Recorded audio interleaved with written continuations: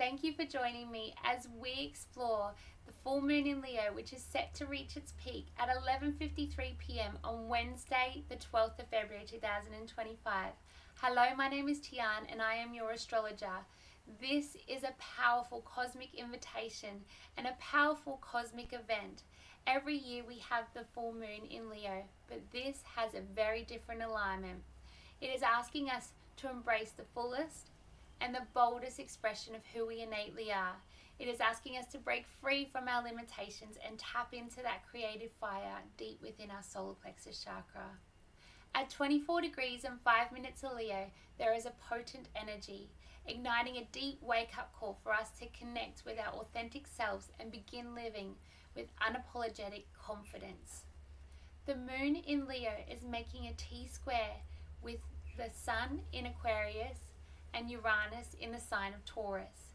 Now, Leo is the embodiment of our creative energy, and it is the expression that is innately us. It is the divine confidence and the embodiment of the prideful lion. Aquarian energy, on the other hand, is all about the collective. It's about the greater good of all. And then we have Uranus, which is Aquarian's ruler in the sign of Taurus.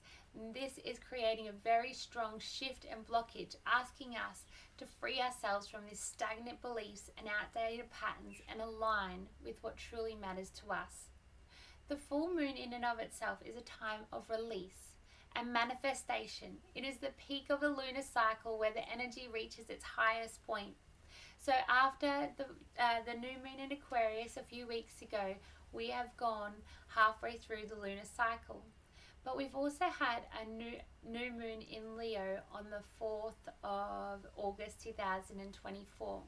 So this is also a culmination of this cycle, whatever energy Leo represents in your natal chart. Now, this could be a sun, it could be a moon, it could be a certain house, and well, it definitely is a certain house in your natal chart, and it could also be your north node and the likes. So there is different elemental interplays occurring, and I ask you to connect with what it is that this energy is culminating in your natal chart. Now, if you don't know what a natal chart is or how to bring one up, please do connect with my video, and I'll help teach you how to bring that up. And also, if you are interested in finding out more about astrology, of course, I'm more than happy to help you. Feel free to reach out and I will offer you an astrology reading that will help you connect with your innate blueprint and also align you on your true trajectory, which I will go into further as we explore this energy that this lunar event is actually innately asking us to do. So with the full moon in and of itself, it's actually asking us to surrender, to step into our truth and to let go. And the full moon is being stirred around our self-worth, our creativity, and how it is that we express ourselves in this time-space reality. So the energy of Leo is actually calling us to connect with our honesty, to connect with the vibrancy of our solar light, and allow us to illuminate hidden areas where we have either suppressed our creativity or actually suppressed that inner child. Our child archetype is deeply connected and ingrained in Leo and also the 5th house. And so there is a strong inner child healing that needs to occur with this full moon. So I ask you to do inner child work by connecting with yourself, meditating, doing things that bring joy, like if you have kids yourself and you never go on the trampoline with them, jump on the trampoline with them, do things that are fun and connect with that vibrant energy and let that inner child spark joy once more. And in doing this will help you confront what's been holding you back and embrace the radiant person that you so innately are. The world wants you to be who you were made to be. You are not somebody else. You will never be somebody else. You may be an impression of them, you may be a projection of them, but you are not them. So this full moon is actually, like I said, the shake up to wake up, and it's asking you to be able to connect with your soul, with your solar plexus, with your inner child, and do the inner work. Have a look at your chart if you need to, and explore your true trajectory. What is your true north? What is it that allows you to embrace who you innately are? The world needs you to be who you were made to be. This energy with the Sun in Aquarius opposing the Moon in Leo is highlighting this strong tension, like I said, between our individual self-expression and the collective ideas. So Leo is demanding us to stand tall and express our uniqueness. And Aquarius, on the other hand, challenges us and asks us to move beyond our personal and into that humanitarian collective pursuits. So this cosmic tug of war between standing out and blending in is urging us to balance our inner need for personal power and the need to connect with the collective good. And what better way to do that is to embody who you truly and innately are. The Sun in Aquarius is also conjunct Mercury in Aquarius. Now, Mercury in Aquarius is a very intellectual, communicative energy. Aquarius is the energy of air, and Mercury is very much a stimulated energy. So we may feel inspired to change our old belief systems and open our mind to fresh, new, innovative possibilities. The energy of Aquarius and Mercury together is our nervous system. And I'm not sure if you've watched out my new moon in Aquarius video, but that explores that nervous system energy, and it's actually asking you to retrain your nervous system. And I ask you to retrain your neurological networks to think up new ideas of how beautiful you are, how embodied you are, how bold you are, how resilient you are, and have repetitive affirmations that help you connect with the soul and the endless possibilities that your soul so innately has.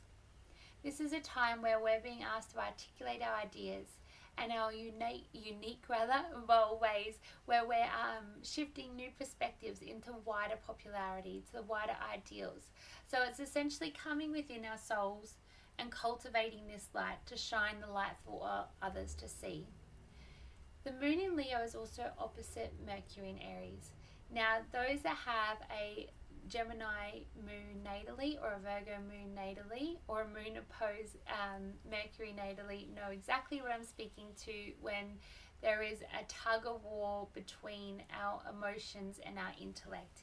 And so essentially there is this leaning towards this detached and logical thinking and stepping away from our emotional truth. So what this is calling us to do is to balance out between our head and our heart. Be able to find the alignment between what it is that we feel and how it is that we think about what we feel, and allow ourselves to express ourselves in that full nature without over intellectualizing or over connecting with our emotions. It's finding that equilibrium. There is also a square to Uranus and Taurus. Now, Uranus and Taurus is a very strong player in this alignment, and Uranus in and of itself is the embodiment of unpredictability, of rebellion, and of liberation on all forms.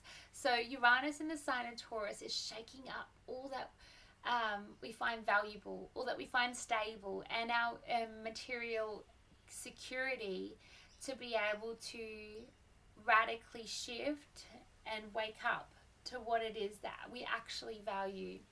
And this energy could be, for example, if you are like a full-time worker and you don't need to work full-time, and you have children that really genuinely want to spend time with you, which all children do, and it's helping you embrace that inner child and connect with your inner child by spending more time with your children and valuing that over your money, valuing that over your next investment or your 6 houses or your latest car or anything, because you cannot take any of that with you. Your legacy is your children. Your legacy is what you leave, the energy. Your legacy is how you make other people feel. That is your legacy. You cannot take anything else with you. So and the only thing that lives on is how you made someone else feel. So Uranus is actually asking you to break free from these senses of complacency and realign what it is that you find valuable, what it is that you find important, and questioning those old ways of living, especially around money and possessions. Now Chiron is making an effortless and beautiful trine to this alignment. Chiron is the wounded healer, and I've created videos of Chiron, and if you've had a reading with me, You know that I love Chiron. I love it because it is the wound and it is the healer.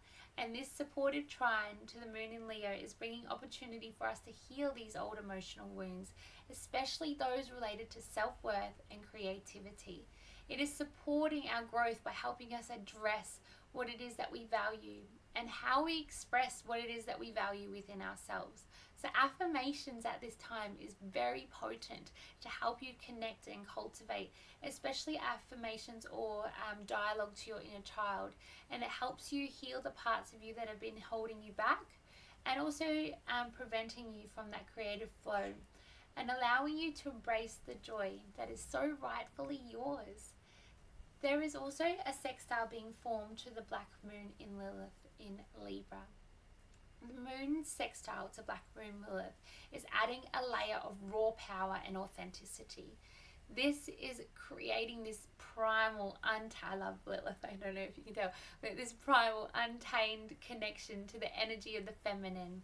And in Libra, it is asking us to connect and find balance in our relationships. We want to move forward. We want to be who we are and embody who you are. So it's about reclaiming our power without fear of judgment of our partner, without fear and judgment of anyone for that matter, and embrace our level of self-worth. The feminine energy of Lilith is palpable. There is 99% of the world is dark feminine energy. It's dark energy. And the dark feminine within our souls and within ourselves, both male and female. I know you alpha males may think that you have no feminine energy within you.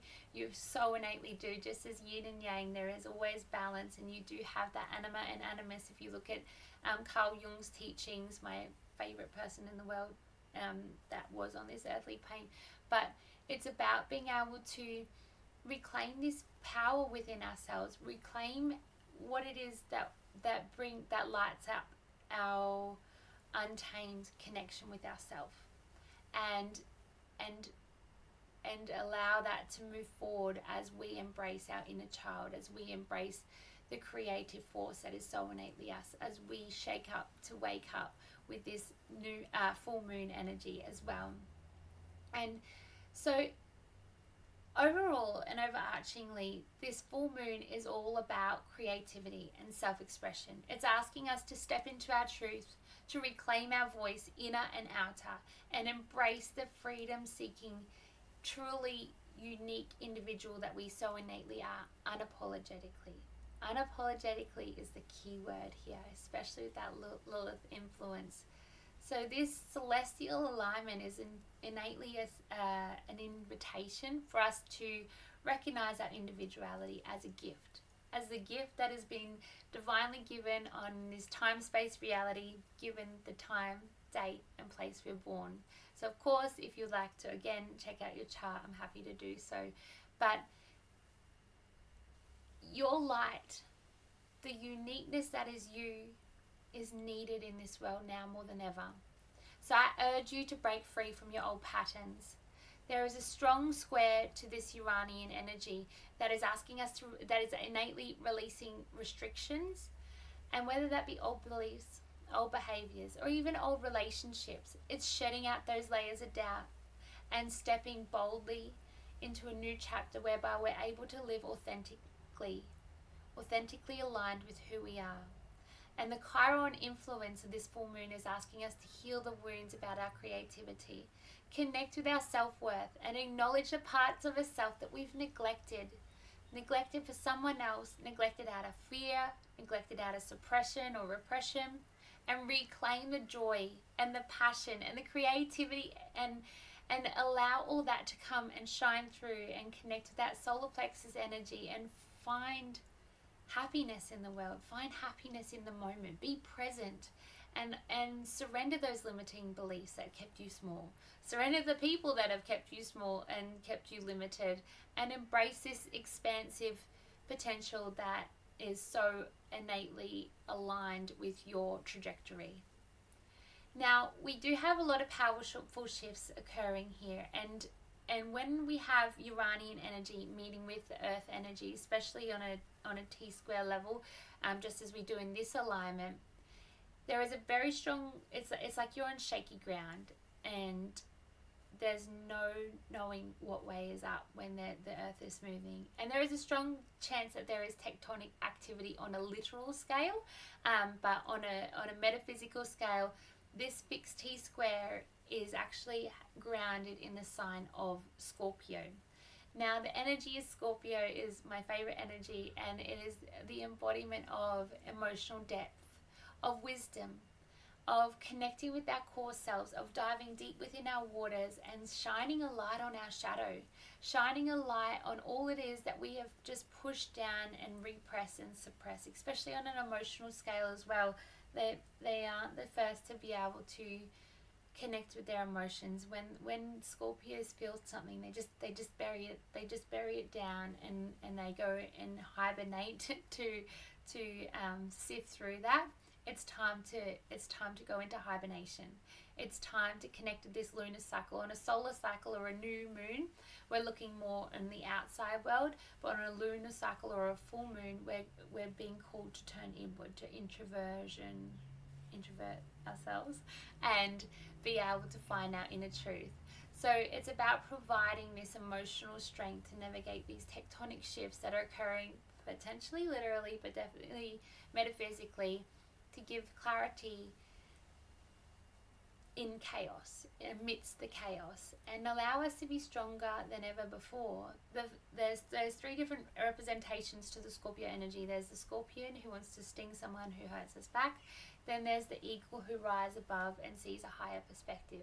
And then we have the phoenix. The phoenix just gets rebirthed out of the ashes and takes all that it has been made from with it, and not in a negative way, but allows it and carries it with it as a force of resilience. If you've been through something in your life and you've overcome it like I have, you know how resilient you are. You know how capable you are. You know what it's like to be a phoenix. And I ask you to embody this phoenix archetype whilst also turning inward and connecting with your emotions and connecting with all the parts of yourself that you have suppressed and hidden.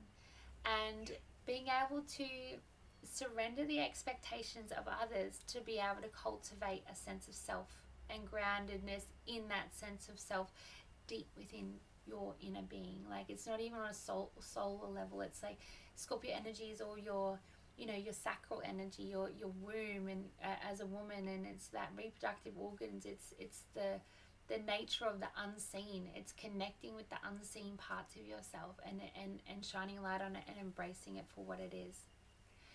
Now, we also do have Juno connecting in this alignment, and it could be said that it's a Grand Cross energy. I choose not to think of it like that. I choose to be able to connect with that Scorpio energy. But there is Juno, which is the representation of our relationships and our commitments. Juno is the wife of Jupiter, and she is asking us to reflect on what we're truly committed to, and ask us if those commitments, amidst all this chaos that's occurring with the moon and the Uranian and the intellectual, the emotional, the worldly, the self scale, and being able to come back in and say, is what we've created for our highest good, is what we've created with ourselves, with our relationships, with our commitments, connected with our evolution. And asking us to show up in our relationships as who we are. Because if we can't show up in our relationships as who we are, how can we show up in the world as who we innately are?